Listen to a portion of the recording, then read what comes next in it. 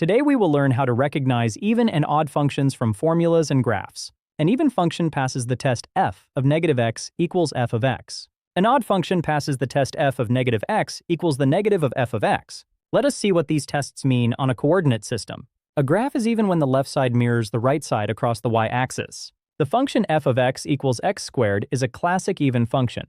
When the input is 2, the output is 4. When the input is negative 2, the output is still 4. Algebra confirms the same symmetry.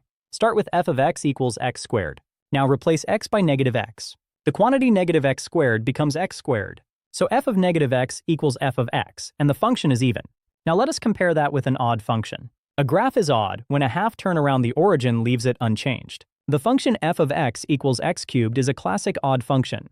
When the input is 1, the output is 1. When the input is negative 1, the output is negative 1. A half turn sends each point to its matching point on the other branch. The rotated copy lands directly on the same graph. Algebra confirms the origin symmetry. Start with f of x equals x cubed. Now replace x by negative x. The quantity negative x cubed becomes negative x cubed. So f of negative x equals the negative of f of x, and the function is odd. Some functions are neither even nor odd. For example, f of x equals x squared plus x does not have either symmetry. At input 1, the output is 2. At input negative 1, the output is 0.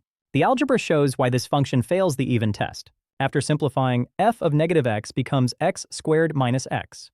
That is not the same as x squared plus x. It is also not the negative of x squared plus x. So this function is neither even nor odd. Let us finish with a quick decision chart. Even functions have f of negative x equal to f of x and y-axis symmetry. Odd functions have f of negative x equal to the negative of f of x and origin symmetry. A function is neither when it fails both tests. The fastest strategy is to test the formula and then look for the matching symmetry on the graph.